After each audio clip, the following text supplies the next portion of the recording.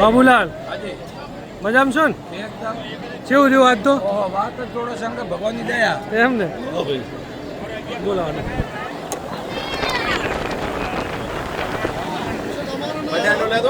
ના ના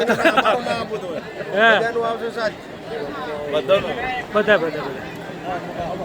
ભાઈ ખરેખર જે ખાચા કાર્યકરો તો આ મિત્રો છે બધા ભોજન પ્રસાદી સાથેની આજે વખા ગુળિયા મુકામે શંકર ભગવાનના યજ્ઞ નિમિત્તે ગ્રામજનો દ્વારા ગુળિયા ગ્રામજનો દ્વારા એક ખરેખર ઉત્તમ કાર્ય કર્યું છે અને સાથે સાથે એક એવું પણ આયોજન કર્યું છે કે રસોઈનો બગાડ ના થાય એટલા માટે બેઠું ના મૂકવું એ પણ એક સંકલ્પ છે.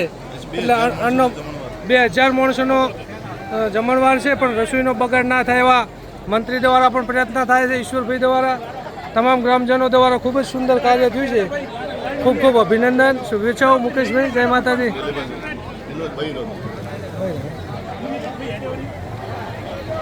મુકાલા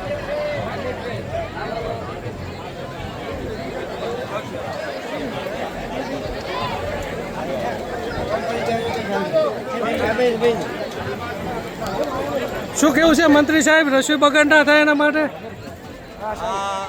અનાજ છે એ ભગવાનનો પ્રસાદ ગણાય અને જેટલી ઘણા માણસમાં સમજણ હોય કે અનાજ પકવવા માટે ખેડૂતને કેટલી મહેનત કરવી પડે, કેટલી મહેનત કરે અને કેટલું કામ કરે ને એની પાસે કેટલો પરસેવો આવે તારે એમ કે અનાજ પાકે છે.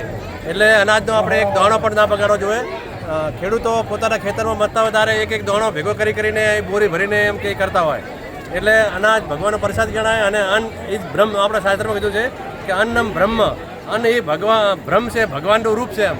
એટલે અનાજનો બગાડ ના થાય. અનાજ જેટલો આપણે સાચવીને આપણે ના બગાડીએ એટલો એમ કે બીજાના મોઢે જાય અને અનાજ જેટલો બચે એ એમ કે બીજા કોઈકના મોઢે પણ પ્રસાદ તરીકે જઈ શકે. એટલે અનાજનો બગાડ કરવો જોઈએ નહીં એમ.